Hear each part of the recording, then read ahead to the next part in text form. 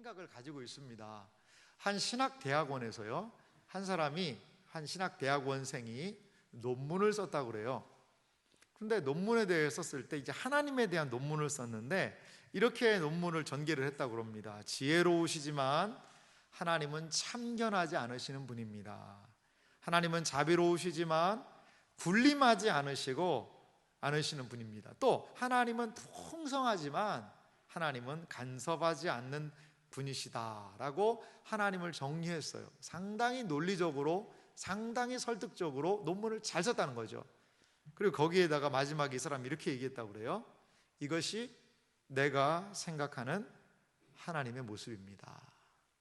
이것이 내가 생각하는 하나님의 모습입니다 라고 그 사람이 정리를 했다라는 거죠. 여러분, 하나님을 어떤 분이라고 생각하고 정리하는 것, 그거보다 더 중요한 게 있습니다. 더 우선적인 게 있습니다. 그것은 무엇일까요? 바로 하나님은 실제 어떤 분이신지를 알아야 되는 거 아니겠어요? 아무리 내가 하나님은 이런 분이시다, 이러지 않을까 라고 생각한다고 해서 하나님이 그러지는 않으시다는 거죠. 하나님이 누구이신지를 하나님의 입장에서 알아야 되지 않을까요? 하나님이 어떤 분이신지를 나의 생각이 아니라 하나님의 입장, 하나님의 생각을 좀 들어야 하나님을 알 수 있다라는 겁니다. 우리는 교회에서 신앙생활을 통해 예수님을 닮아가고 싶다, 이런 고백을 많이 합니다. 우리가 예수님을 닮기 위해서는요, 어떻게 하면 닮을 수 있을까요? 예수님을 알아야죠. 그래서 예수님을 닮기 위해서 우리는 성경에 집중하게 됩니다. 하나님을 알기 위해서도 다른 방법이 없습니다. 성경을 잘 알아야 하나님이 누구이신지를, 성경을 통한 하나님의 생각, 성경을 통한 하나님의 말씀을 통하여 그 하나님을 알 수 있다는 겁니다. 오늘 우리가 읽은 성경 본문은요, 예수님이 부활하신 다음에 제자들에게 나타나셔서 예수님이 직접 성경이 무엇인지에 대한 귀한 진리를 우리에게 말씀해 주고 계세요. 예수님은 성경을 어떻게 해석을 해주시고 성경의 의미를 과연 무엇이라고 이야기하시는 걸까요? 예수님이 말씀하시는 이 성경을 바라보는 중요한 관점, 성경 해석의 기준을 오늘 본문을 통해 우리는 알 수 있습니다. 오늘 본문 누가복음 24장 44절 말씀을 다시 한번 읽어보면요, 이렇게 말씀합니다. 또 이르시되 내가 너희와 함께 있을 때에 너희에게 말한 바 곧 모세의 율법과 선지자의 글과 시편에 나를 가리켜 기록된 모든 것이 이루어져야 하리라 한 말이 이것이라. 예수님은요, 모세의 율법, 선지자의 글, 시편에 나를 가리켜서 나에 대해서 이야기를 하고 있다라고 말씀하시고, 예수님의 고난, 부활은 그것에 대한 성취다라고 제자들에게 이야기를 하고 계십니다. 여기 모세의 율법, 선지자의 글, 시편이라는 것은요, 유대인들이 성경을 구분하는 세 가지 모습이에요. 모세의 율법은 모세 오경, 창세기에서부터 출애굽기, 레위기, 민수기, 신명기, 모세 오경을 이야기하고요. 선지자의 글이라고 표현이 되어 있는데 유대인들은요, 우리랑 성경 구분이 좀 다릅니다.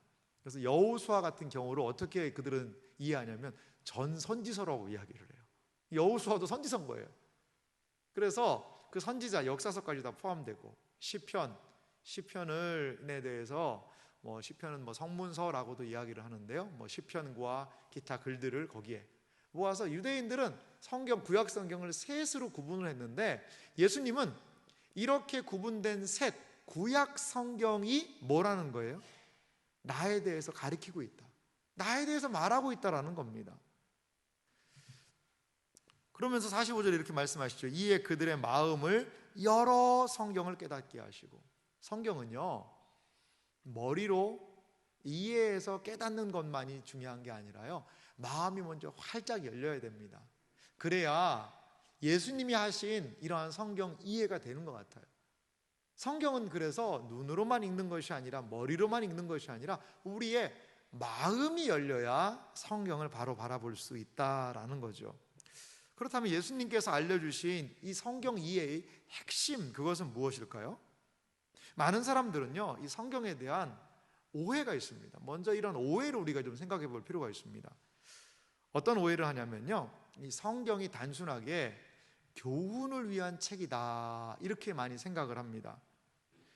성경을 단순히요, 교훈집이라는 거예요. 좋은 이야기를 많이 담아놓은 그러한 교훈집이 성경이 아니냐, 이렇게 많은 사람들이 생각을 합니다. 우리에게 교훈을 주고 감동을 주고 도전을 주는 그러한 이야기라는 거죠. 그래서 이 도덕적인 교훈을 중심으로 성경을 해석하는 분이 많아요. 자, 여러분, 제가 몇 가지 예를 들어서 성경을 한번 해석을 해볼 테니까 한번 은혜를 받아보시기 바랍니다. 자, 룻기가 있죠. 룻은 누구였죠? 나오미의 며느리입니다. 나오미에게는 아들이 둘이 있었는데 아들 둘을 장가 보냈어요. 근데 아들 둘이요, 일찍 죽었습니다. 그래서 며느리만 둘 덩그러니 남은 거죠. 한 명의 이름은 오르바요, 한 명은 룻이었거든요. 그러니까 이 나오미가 모압 땅에 살면서, 야, 이제 제가 해라, 다른 남자 만나서 살고 나는 유대 땅으로 들어가겠다, 이렇게 이야기를 합니다. 그런데 오르바라는 그 며느리는 그냥 모압 땅에 머물고 거기 삽니다. 근데 룻이라는 이 며느리는 어머니를 탁 붙잡고 유대 땅에 들어와서 사는 이야기가 바로 룻기에 대한 이야기입니다. 우리는 이 말씀을 보면서 생각합니다. 며느라, 시어머니 말 잘 들어야 된다. 룻기 봐라, 룻이 왜 복 받았냐? 시어머니 말 잘 들었으니까 복 받은 거 아니냐? 벌써 아멘 하시는 분이 몇 명 계시네요. 그걸로 이렇게 본문을 해석을 합니다. 또 삼손 이야기 보세요. 삼손이 들릴라라는 여자 만납니다. 만나서 삼손의 비밀 뭐죠? 머리카락, 머리 밀면 안 되잖아요. 근데 힘의 근원을 다 들릴라가요 들들들들 볶으니까 다 얘기해줘 버려요. 그래가지고 어떻게 됐습니까? 나중에 눈이 뽑히고요, 나중에 죽어요. 죽습니다. 들릴라한테 이거 얘기를 해서. 그래서 이것을 이렇게 적용합니다. 남자가 성공하려면 여자 조심해야 된다. 삼손 봐라, 삼손, 이렇게 이야기하는 거 하기도 하고요. 다윗의 아들이 있었는데요, 참 잘생긴 아들이 있었어요. 그 아들의 이름이 누구냐? 압살롬입니다. 압살롬. 참 그 압살롬이죠. 근데 이 아들이요, 잘난 아들이고 똑똑한 아들인데 자기가 왕이 되겠다고 아버지를 몰아내버립니다. 반역죄를 저질렀어요. 나중에 그 압살롬의 반역은 다 이제 제압이 되지요. 그리고 압살롬 아들이 죽습니다. 그러자 다윗이 통곡을 합니다. 그거 보면서 교훈을 얻어요. 이거 봐라, 자식 농사 잘 져야 된다. 자식 잘 키우지 않으면 나중에 피눈물 난다. 여러분, 벌써 은혜 받으신 분들이 많이 계세요. 오늘 받을 은혜를 다 받으신 것 같아요. 이렇게 성경을 해석을 합니다. 여러분, 이렇게 할 수도 있죠. 근데 하나 우리가 관심을 갖고 기울일 것은, 과연 그게 성경을 하나님이 기록하신 목적일까요? 왜 이렇게 성경을 해석하고 적용하면 조금 문제가 될까요? 그것은요, 모든 게 중심이요, 나입니다. 나예요. 이 중심이, 내가 시어머니한테 잘하면 룻처럼 내가 복을 받고, 내가 여자 조심 잘하고 행동거지 잘하면 내가 성공하고, 내가 자녀들 잘 양육하면 피눈물 안 흘리고 내가 잘 살고, 성경을 읽고 내가 무엇을 어떻게 살아야 될지에 대한 자기의 공로, 내가 이렇게 하면 되는구나.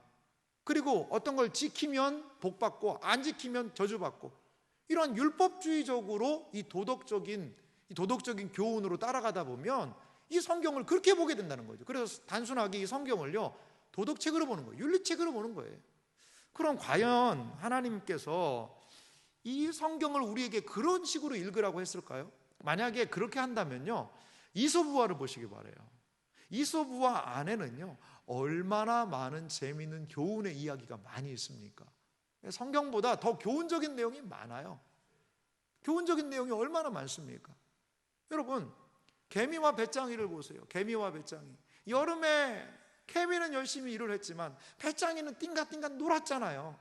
그러니까 띵가띵가 노는 사람들한테 너 배짱이 같이 되다가 겨울 추운 때 되면 개미야 나 밥 좀 줘, 이렇게 된다, 이렇게 이야기하는 그 교훈, 그거랑 성경이랑 무슨 차이냐 이거죠. 요즘에는 좀 신 버전이 있습니다. 배짱이가 여름에 신나게 띵가띵가 막 놀다가 추운 겨울이 왔는데요, 이제 배짱이가요 개미한테 안 갔다는 얘기가 있어요. 왜 안 갔나 보니까 배짱이가 그거 가지고 음반을 낸 거예요. 음반을. 그래서 그 음반이 대박이 나가지고 뭐 계속 띵가띵가 놀면서 그러면서 개미는 계속 일만 하고 배짱이는 더 잘 살았다더라. 요즘은 그렇게 얘기까지 바꿔버립니다. 여러분, 성경은 단순하게 어떤 교훈을 줘서 도덕적인 그런 행동을 바꾸려고 하는 그런 책은 아닌 것 같아요. 그럼 성경은 뭘까요? 성경 이해의 핵심이 있는데요, 성경은 역사라는 겁니다. 우리가 이걸 꼭 기억하셔야 됩니다. 성경은 역사라는 것을 우리의 마음에 기억을 하셔야 됩니다. 성경은 단순한 도덕적인 이야기의 모음집이 아니라는 거죠. 성경의 중심은 내가 아니라 하나님이세요. 하나님이 중심이 된 역사의 이야기라는 겁니다. 여러분, 성경을 도덕적인 교훈, 좋은 얘기 좀 읽어야 되겠다라고 보면 창세기에 보세요. 끔찍한 얘기가 너무나 많아요. 아버지하고 딸 사이에 막 그런 이상한 일들이 일어나기도 하고요, 사사기에 보면 막 사람을 죽이고 뭐 음란한 일이 일어나고, 아이고 이거 이렇게 무서운 일이 성경에 있네. 왜 그런 일들이 기록될까요? 착하고 좋은 행동을 유발하려면 그거 다 빼야죠, 그 안 좋은 얘기는. 근데 왜 그런 게 들어갈까요? 그것을 통하여 인간 군상의 모습이 무엇인지, 타락한 인간의 모습이 어떻게까지 바닥을 칠 수 있는지를 보여주는 겁니다. 성경은요 사실이라는, 그래서 역사라는 겁니다. 근데 그 역사의 중심이 누구라는 거예요? 하나님이시라는 겁니다. 신구약 66권은 하나님의 일을 기록한 커다란 역사의 이야기라는 거죠. 성경에 등장하는 사람들은요 하나님의 역사를 실행하는 하나님의 손에 붙들린 사람들이라는 것을 우리는 기억할 필요가 있습니다. 시드니 그레이다누스라는 미국 칼빈 대학교에서 가르쳤던 그 교수님이 계세요. 근데 그분이 이 성경에 대해서 아주 중요한 진리를 이렇게 정리를 해놨습니다. 제가 읽어드릴게요. 성경 안에는 사람을 위해, 사람과 함께, 사람을 통하여, 때로는 사람을 제쳐놓고 일하시는 하나님, 이 하나의 요소만 있습니다. 성경 안에는 수많은 사람들의 이야기, 이 사람 저 사람의 이야기도 많이 있는 것 같지만 성경 안에 있는 것은 뭐라는 겁니까? 일하시는 하나님, 사람을 위해, 사람과 함께, 사람을 통하여, 사람을 제쳐놓고 일하시는 하나님, 우리 식으로 하면 역사하시는 하나님, 이 하나의 요소만 있다라고 그는 이야기하고 있습니다. 그렇습니다. 성경은요 하나님이 일하시는 역사라는 거예요. 우리가 성경을 바라볼 때 이것은 나에게 무슨 뭐 도덕적인 몇 가지의 교훈, 물론 그것이 아예 의미가 없다는 것은 아닙니다. 하지만 성경을 전체적으로 보면 성경은 하나님께서 일을 행하시는 그 큰 역사라는 것을 우리는 기억해야 한다는 겁니다. 시편 44편 1절에 보니까 이것을 이렇게 말씀하고 있습니다. 고라자손의 시인데요, 이렇게 고백을 합니다. 그들은 하나님이여, 주께서 우리 조상들의 날, 곧 옛날에 행하신 일을 그들이 우리에게 일러주매 우리가 우리 귀로 들었나이다. 그러니까 옛날에 행하신 일을요 우리에게, 우리 조상들이 들려줬다는 거예요. 하나님께서 행하신 일을 우리 조상들이 우리에게 다 이야기를 해줬다는 거죠. 이 역사 아닐까요? 그래서 우리가 그걸 귀로 딱 들었다는 겁니다. 다윗, 솔로몬, 뭐 사사들의 이야기, 그 인물이 중심이 된 게 아니라 그것은 누구의 이야기입니까? 옛날에 행하신 하나님의 일을 우리가 들었다는 겁니다. 그래서 이들은 2절에 하나님의 일을 이렇게 고백합니다. 주께서 주의 손으로 뭇 백성을 내쫓으시고 우리 조상들을 이 땅에 뿌리 박게 하시며 주께서 다른 민족들은 고달프게 하시고 우리 조상들은 번성하게 하셨나이다. 이것이 무엇입니까? 하나님께서 그들을 보호하시고 구원하시는 그 주권적인 역사들을 우리가 들었다라고 이야기를 하고 있다는 거죠. 그렇습니다. 하나님을 가장 중심에 두고 성경을 읽어야 합니다. 성경은 역사고요, 하나님이 중심이 되는 그러한 이야기다라는 것을 우리의 마음속에 두어야 합니다. 그렇다면 구체적으로 성경은 어떤 역사를, 그러면 하나님께서 일하시는 어떤 역사를 말하고 있을까요? 성경이 이야기하고 있는 하나님에 대한 이야기라는 건 알겠는데, 그럼 하나님의 어떠한 역사일까요? 한 세 가지 정도로 저는 좀 생각을 해봤는데요. 먼저는요, 성경의 역사는 하나님의 구원에 관한 역사라는 겁니다. 이 성경이 전체적으로 말하고 있는 것은 하나님의 구원에 대한 역사가 성경 안에 등장한다라는 겁니다. 우리는 성경 전체를 통해서 이 하나님의 구원이 어떻게 나타나고 있지? 그것을 살필 수 있어야 합니다. 여러분, 창세기 읽을 때 여러분 어디에서 많이 은혜 받으세요? 창세기는 족장들에 대한 이야기가 참 재밌죠. 아브라함의 이야기, 또 이삭, 야곱, 또 요셉을 중심으로 한 그 12 형제들의 이야기가 상당히 박진감 넘칩니다. 많은 분들이요, 이 요셉의 이야기에 은혜를 많이 받아요. 그리고 감동을 받습니다. 요셉에게 어려움이 있었죠. 형들이 팔려가고 종살이, 옥살이, 어려움이 많았어요. 하지만 끝까지 꿈을 품고 인내하니까 나중에 애굽의 총리가 되었다, 이렇게 생각을 해요. 그래서 요셉의 인품이 형들을 용서하고 화목한 가정을 이루었다라고 이야기합니다. 하지만요, 그 요셉 이야기의 핵심은요, 요셉의 인품도 아니고, 요셉이 무슨 꿈을 탁 품고 있다가 꿈은 이루어진다, 너 고생하고 힘들지만, 내가 지금 종살이 하지만, 내가 지금 옥살이 하고 있지만 좀 있으면 나 이제 애굽의 총리 된다 라고 요셉이 꿈을 품고 있었던 것은 아닌 것 같아요. 아닌 것 같다는 거죠. 요셉을 하나님께서 부르신 목적, 요셉에게 고난을 주신 목적 중에 하나가요, 이 요셉 가정을 보면 알 수 있습니다. 요셉은요, 이 야곱의 아들이잖아요. 야곱에게는 부인이 넷이 있었어요. 근데 이 네 부인을 통하여서 난 12명의 아들들이요, 서로 시기하고 다투는 거죠. 오죽하면요, 형들이요, 동생 팔아먹었습니다. 동생 밉다고 동생 팔아먹을 정도로, 세상적으로 하면 이 야곱 집안은요, 가문은 완전 콩가루 집안인 거죠. 콩가루 집안. 형들이요, 동생을 인신매매로 팔아먹어 버렸어요. 그것을 통해서 어떠한 일이 일어납니까? 그 가정이 나중에 화목을 경험하는 거예요. 그렇게 서로 이해 반목 팔아먹고 하던 그 콩가루 집안 같은 이 야곱의 가정이 이 요셉의 헌신과 사랑과 인내를 통해서 하나가 되는 거죠.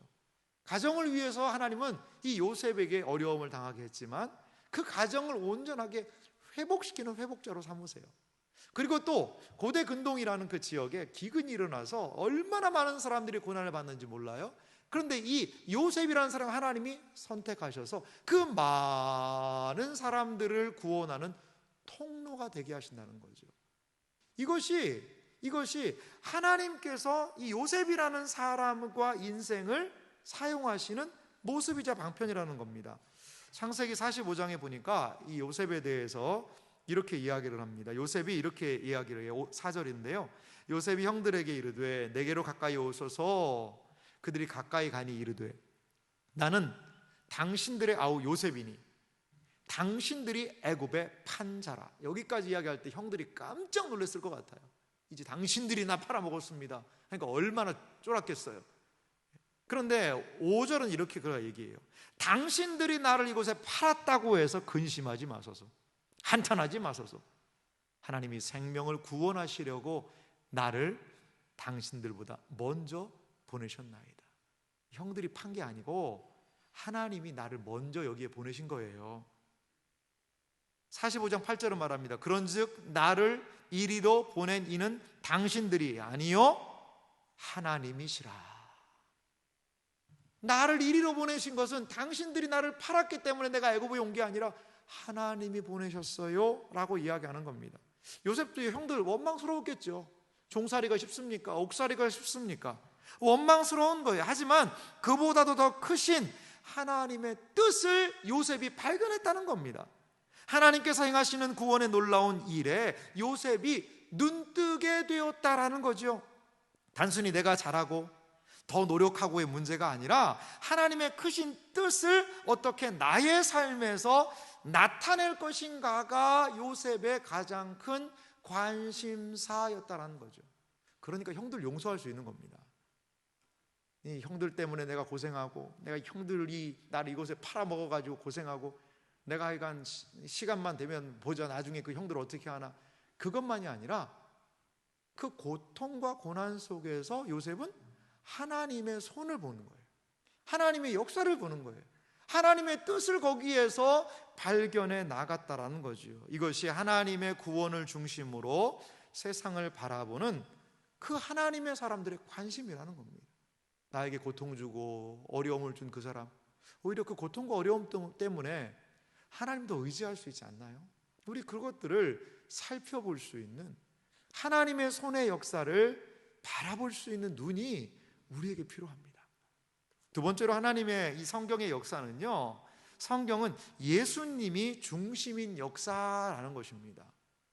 우리는 신약 성경은 참 익숙해요. 예수님에 대한 이야기 좋아합니다. 근데 구약은 너무 어렵다고 생각을 해요. 구약이 뭔지 모르겠고, 왜 레위기를 읽어야 되는지, 잡고 또 잡고 또 잡는, 그 제사를 드리고 또 잡고 피 뿌리고 뭐 하는, 태우는, 그걸 왜 읽어야 되는지에 대해서 상당히 의문이 많습니다. 신약이, 예수님의 이야기는 너무나도 익숙하고 좋은데 말이죠. 그런데요, 구약 성경은 예수님에 대한, 앞으로 오실 분에 대한 이야기가 많이 있고요, 신약 성경은 오신 예수님에 대한 이야기로 충만하다는 거죠. 신구약 전체가 하나님에 대한, 그러한 예수님에 대한 이야기로 가득 차 있다는 겁니다. 제가 그림을 하나 준비해 봤는데요, 이것이요, 우리 대한예수교 장로회 우리 합동 교단의 교단 마크입니다. 교단 마크인데요, 거기 보면 이제 두 가지 모습이죠. 하늘색 있는 부분이 있죠. 하늘색 있는 부분은, 이거는 교단에서 마크를 만들 때 구약 시대를 상징했고 평화와 믿음에 대한 상징을 하늘색으로 봤어요. 그리고 연두색이 펼쳐지는 쪽으로 해서 나가고 있죠. 연두색은요, 신약 시대를 상징합니다.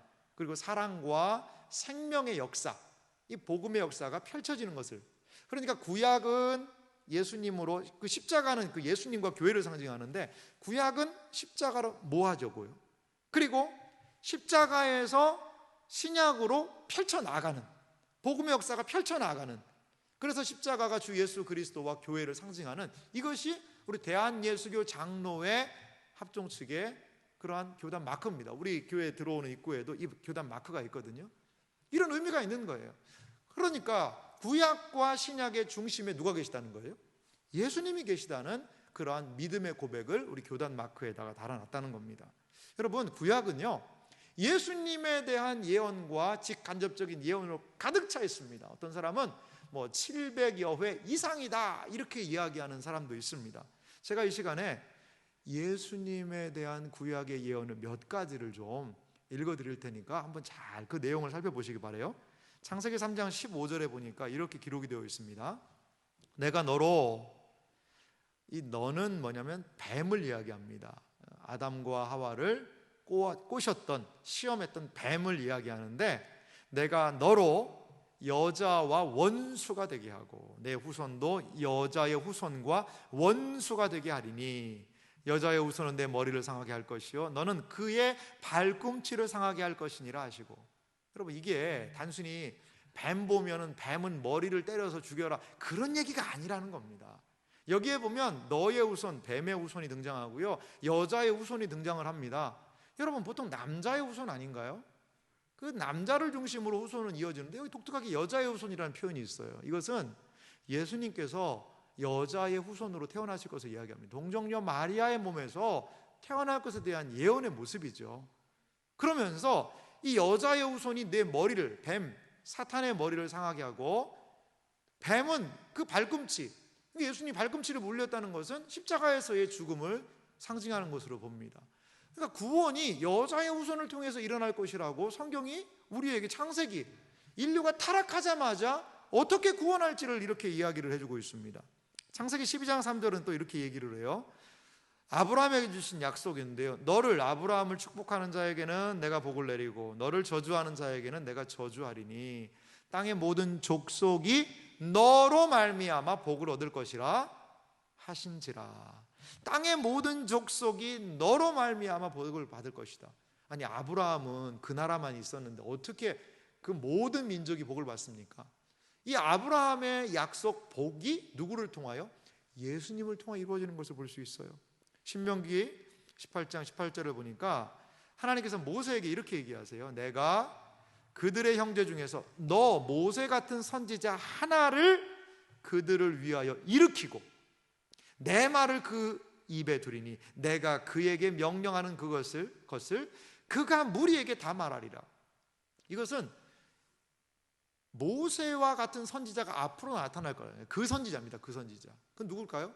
예수님이 오셔서 수많은 사람을 선지자의 역할을 하면서 가르치신 그것을 이야기하는 겁니다. 앞으로 모세보다 더 능하신 예수님이 오셔서 하실 사역을 미리 신명기에서 말하고 있기도 합니다. 사무엘하 7장 16절에 보면요, 이게 왕에 대한 이야기인데요, 다윗에게 이렇게 약속을 하셨어요. 내 집과 내 나라가 내 앞에 영원히 보존되고 내 왕위가 영원히 견고하리라 하셨다 하라. 너 다윗의 왕위가 영원히 견고하리라. 여러분, 다윗 왕조는요 망했어요. 중간에 끝났습니다. 근데 어떻게 그 왕위가 영원히 견고합니까? 다윗의 자손이요 후손인 예수님을 통하여 그분의 다스리는 것이 영원할 것이라는 그리스도의 왕권에 관한 미리 예언된 말씀이라는 거죠. 이렇게 구약은 수많은 예언들을 통하여 신약의 예수님이 오셔서 하실 일이 무엇인가를 우리에게 일러주고 있다는 겁니다. 주님의 왕권에 대한 기록을 이사야 9장 6절과 7절은 이렇게 이야기하는데요, 우리 한번 천천히 이 다윗 왕권을 가지신 예수님을 좀 상상하면서 이 말씀을 한번 읽어보시기 바랍니다. 이사야 9장 6절 7절 두 절 말씀 같이 읽겠습니다. 이는 한 아기가 우리에게 낳고 한 아들을 우리에게 주신 바 되었는데 그의 어깨에는 정사를 메었고 그의 이름은 기묘자라 모사라 전능하신 하나님이라 영존하시는 아버지라 평강의 왕이라 할 것임이라. 그 정사와 평강의 더함이 무궁하며 또 다윗의 왕자와 그의 나라에 군림하여 그 나라를 굳게 세우고 지금 이후로 영원히 정의와 공의로 그것을 보존하실 것이라. 만군의 여호와의 열심히 이를 이루시리라. 아멘. 앞으로 한 아이가 태어나서 다윗 왕좌의 나라에 군림하여 그 나라를 굳게 세울 것이다. 예수님에 대한 예언이죠. 이사야 선지자는요, 예수님 태어나시기 700년 전의 사람인데 예수님에 대하여서 이렇게 예언하고 있는 것입니다. 여러분, 신약 성경의 첫 시작은 어떻게 되어 있습니까? 마태복음 1장 1절 말씀 보면 이렇게 시작되어 있어요. 아브라함과 다윗의 자손 예수 그리스도의 계보라. 신약을 첫 시작하면서 왜 이 말을 했을까요? 그냥 이제부터 예수님이 사역을 시작하신다 이렇게 하면 안 되나요? 하나님의 아들 예수님이 이 세상에 왔다 이렇게 시작하면 안 될까요? 왜 이렇게 고백을 했을까요? 이 말의 의미는 이것입니다. 아브라함에게 약속하셨던 그 모든 은혜, 다윗에게 약속하셨던 그 모든 왕권, 그것이 예수 그리스도를 통하여 이제 펼쳐진다 라는 것을 이 족보를 통해 보여주는 겁니다. 왜 아브라함이고 왜 다윗입니까? 아브라함에게 허락하셨던 만국 축복의 약속이 예수님 안에 성취되고 그것이 복음으로 우리에게까지 아브라함의 복이 임하게 되었고 예수 그리스도께서는 다윗의 왕의 통치와 같은 통치로 다스리실 것을 기대한다는 겁니다. 이렇게 예수님은 구약 성경에 예언한 모든 것들을 이루시는 삶을 살았다는 거죠. 마태복음 4장 14절은 예수님을 이렇게 소개합니다. 이는 선지자 이사야를 통하여 하신 말씀을 이루려 하심이라. 예수님의 삶은 성경을 이루는 삶이었습니다. 구약 성경은 예수님에 대해서 말했고 신약에서 예수님은 말씀하신 것을 이루셨다라는 거지요. 그래서 구약의 모든 것이 그리스도로 집중되어지고 그리스도는 그리스도를 중심으로 하나님의 구원의 역사를 오고 오는 세대에 펼쳐내 보이셨다라는 것입니다. 그렇습니다. 예수님은 구약과 신약의 가장 중심이 되십니다.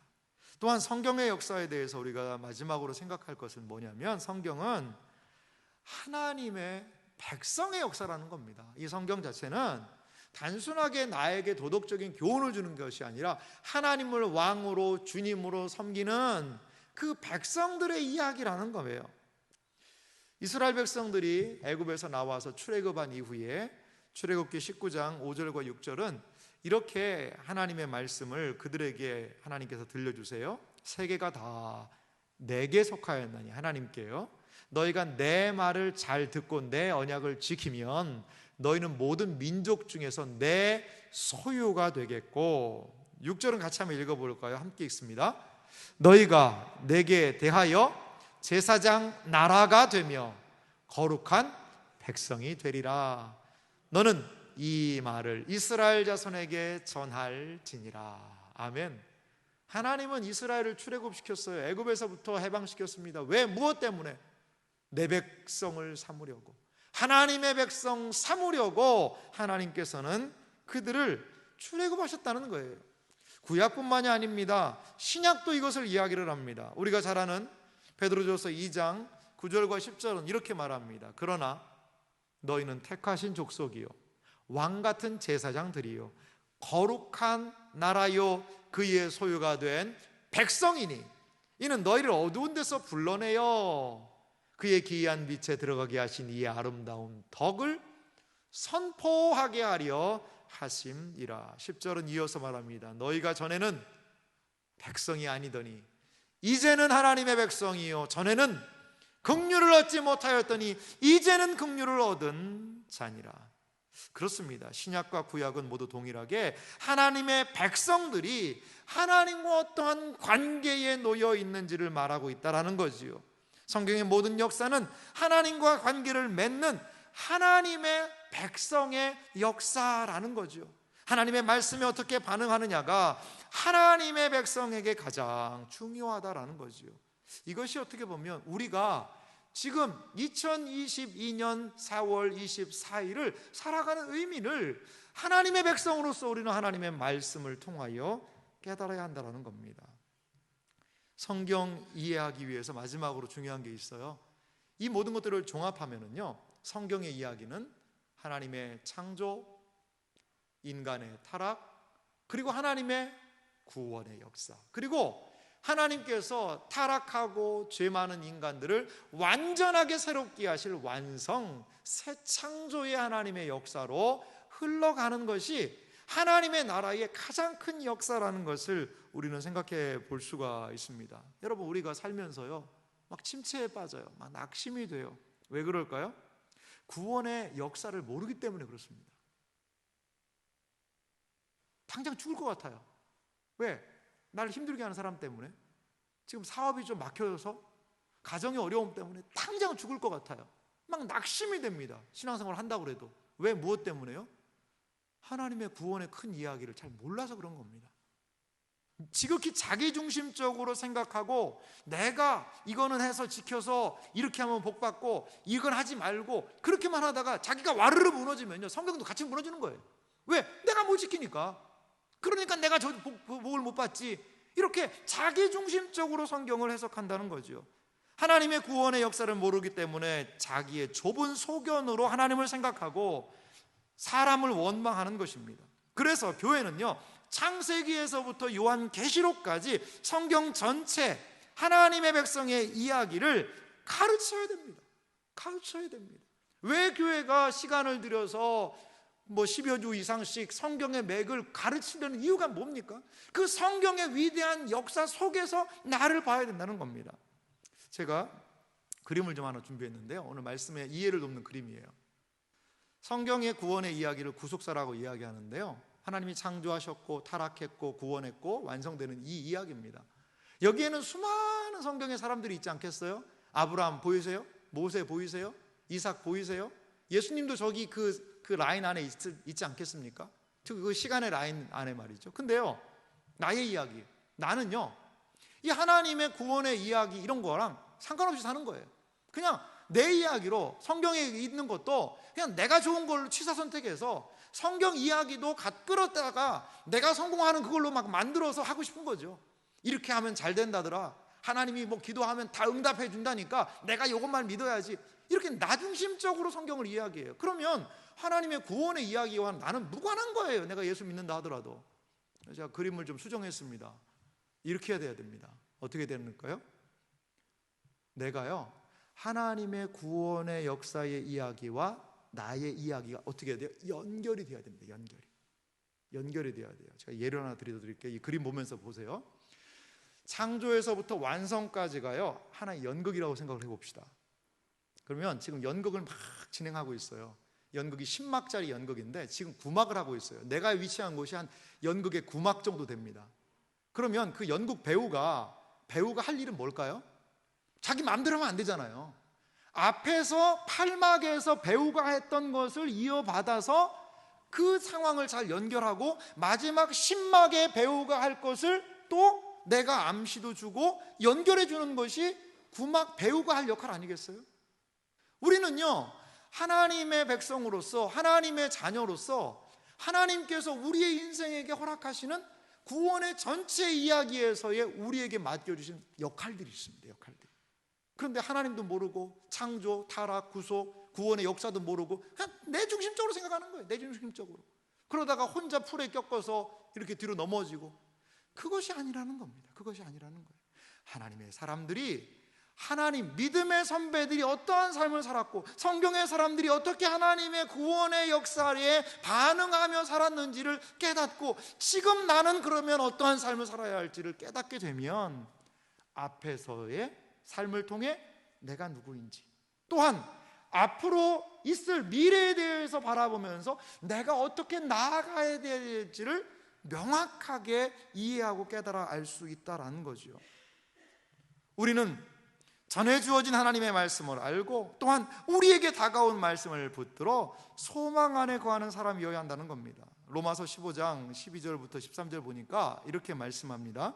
또 이사야가 이르시되 이새의 뿌리 곧 열방을 다스리기 위하여 일어나시는 이가 있으리니 열방이 그에게 소망을 두리라 하였느니라. 이새의 뿌리, 다윗의 뿌리, 열방을 다스리기 위해서 일어나는 그분의 열방의 소망이 되리라. 그 하나님의 구원의 역사 속에서 열방의 소망이 거기에 있었다라는 겁니다. 그러면서 이 소망에 대해서 13절은 말합니다. 함께 같이 읽어볼까요? 소망의 하나님이 모든 기쁨과 평강을 믿음 안에서 너희에게 충만하게 하사 성령의 능력으로 소망이 넘치게 하시기를 원하노라. 할렐루야. 그렇습니다. 하나님의 위대한 구원의 역사를 우리가 알아야, 그래야 그 안에서 소망이 넘칠 수 있다는 거죠. 단순하게 성경을 이건 지키고 이건 하지 말고 그러한 윤리 교과서로 보지 마시기 바랍니다. 성경 공부를 왜 해야 되느냐? 이 하나님의 구원 역사를요, 우리 함께 살펴보자는 거예요. 함께 감격하자는 거예요. 함께 경험하자는 거예요. 함께 소망하자는 거예요. 그러할 때 우리는 우리에게 다가오는 그런 많은 상황들을 하나님의 관점으로 넉넉히 감당할 수 있게 되더라는 것입니다.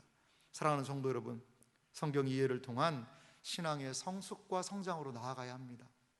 이것이 바로 우리가 이 시대를 살아가는 우리의 목표 아닐까요? 여러분, 하나님께서 우리를 평가하실 때는요, 우리가 그 연극을 맡아서 너 뭐 중요한 역할, 네가 주연 배우 했구나, 그게 하나님께서는 중요한 게 아니에요. 하나님이 맡겨주신 그 시대의 그 역할을 최선을 다하여 8막이, 7막이, 6막이, 1막에서부터 어떠한 과정이 왔는지를 내가 알고 지금 내가 맡은 이 9막을 충실하게 맡은 것들을 감당하면 하나님이 그것을 기뻐하신다는 것을 여러분 우리 기억하시기 바랍니다. 성경에 대한 온전한 이해로 신앙의 성장, 성숙으로 나아갈 수 있는 여러분들이 되시기를 주님의 이름으로 축원합니다.